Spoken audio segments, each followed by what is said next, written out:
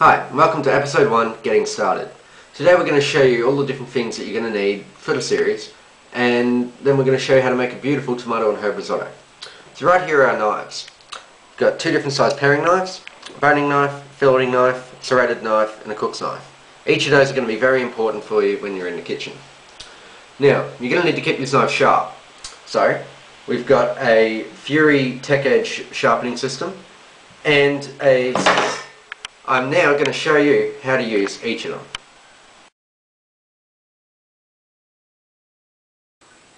Okay, now I'm going to show you how to sharpen your knives. I'm going to show you the chef's way with a steel, and then easier home way for you with the Fury Tech Edge system.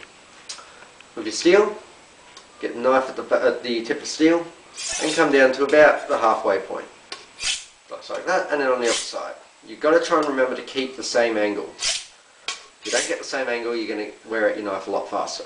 And eventually, this comes to you naturally. It can be a bit of a problem for you to get the same angle all the time. That's where the Fury system comes in. The fingers are lined across each other to give you the same angle every time. Now this is the $80 version. It is a lot pricier than the steel, which averages about $30–40 for the standard steel. You just put your knife on there and push down and through. About 3–4 times through, and it's a lot sharper. You can go for the full system, which is about $170–180. It comes with a few extra fingers, and it does get the job done a lot better. Keeps it honed, keeps it sharpened. I prefer the steel, working in the kitchens, but I'll leave it up to you. Okay, now you're also going to need some different utensils. So we've got here a very simple tomato corer. Just get your tomato, scoop it out, you've cored it. You can also do that with your paring knife, but I'll show you how to use that later. Got a grater. I prefer the flat edge graters, gives you a nice finer cut. If you are grating carrot and you want the thicker cut, we do have you can use another grater. A whisk, and a potato masher. I find these mashers are a lot simpler to clean. They mash the potato a lot better, and I'll show you a beautiful mashed potato later on in the series. This set of tongs, you might notice is a bit different. It's got the flat edge on it. That comes up extremely well getting underneath a piece of fish, or chicken, steak, whatever you've got cooking. A wooden spoon, a necessity in every kitchen. And right here, I've got a set of bowls. All stainless steel, different sizes for different things. They can be expensive. These ones are fairly cheap. Go down to your nearest kitchen store, I'm sure they'll have them. As I promised, a beautiful tomato and herb risotto.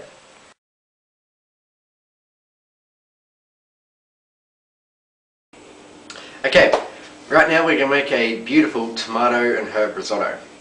So, got a non-stick pan heating up there, to which you want to add about 2 tablespoons of grapeseed oil. And so all that goes in. So we'll just get that all nice all around and get it all nicely heated. Now some people will do a risotto in a rice cooker. Okay, if you want. It can damage the non-stick coating on some rice cookers that aren't as good quality as some others. But a risotto is quick and simple. You shouldn't need anything else to do it with. So that oil's getting nice and hot now, so I'm going to add half a cup of arborio rice. You must use arborio rice when you're doing a risotto. Yeah, so get that in. Put that all into it there. And you just want to get a spoon. Always use a wooden spoon or a plastic spoon when you're using non-stick cookware. You shouldn't use metal, it'll scratch it. You'll start to see that the rice goes a little bit pale and translucent. You can see some of those bits there starting to go a bit translucent. That means all the starches are being cooked out of it. I don't expect you to do that. And so once you start getting the rice really cooked out, you can start adding the rest of your ingredients. Okay, so your rice is starting to cook out. So now I'm going to add about 3 tomatoes that have been diced up and about 2 or 3 tablespoons of tomato paste.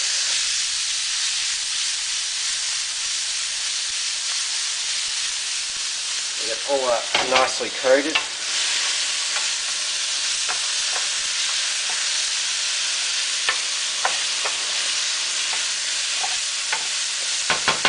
I'm going to add a splash of red wine. Remember, with alcohol, who cares how much you put in? So look at that beautiful, vibrant red colour in there.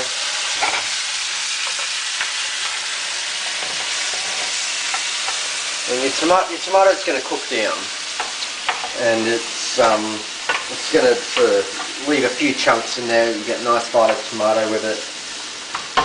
Let's turn the heat down a little bit.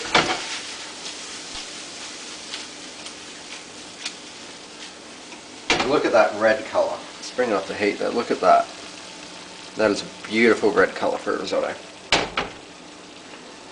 Okay, so now we're going to add some herbs. Again, these are just dried herbs. Okay, nothing wrong with them. Bit of coriander and a bit of oregano. We've got a little bit of dried basil in there as well. So get all of that in there.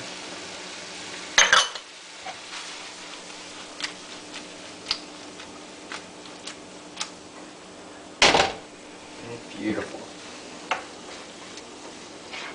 Now, something that you must have with your risotto is a bit of water. Okay.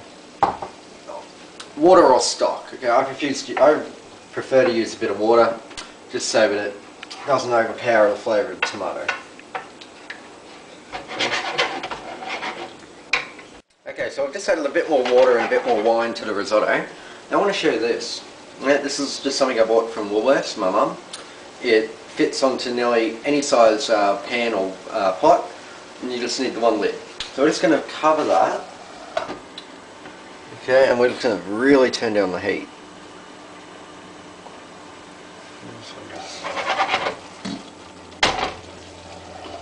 Really turn down the heat. We're going to let that cook into it for around another 5-10 minutes. Okay, so it's been about 15 minutes. Let's have a look at what the risotto's like. See, it's starting to come together. The rice has started absorbing the sauce. And look at that beautiful red colour in there. Okay, so we're nearing the end of the cooking. As you can see, the rice is really puffed up. So here I've got a bit of the garlic salt that I was talking to you about earlier, and a bit of cracked pepper. And always season towards the end of your cooking. So fold that in. And now something that's really going to set this risotto off, well, a little bit of wine, that's really going to set me off, but this marinated goat's cheese. Now if you can't afford goat's cheese, or if you don't like goat's cheese, a bit of parmesan would be just fine as well. But for those of us who have a bit more of that little bit more of expensive taste, a bit of goat's cheese just really comes up nice. So let's let that all melt down into it. And the cheese is really going to make the risotto a little bit more pale. Okay, but because we had such a beautiful vibrant red colour, it's really not going to matter. Look at that.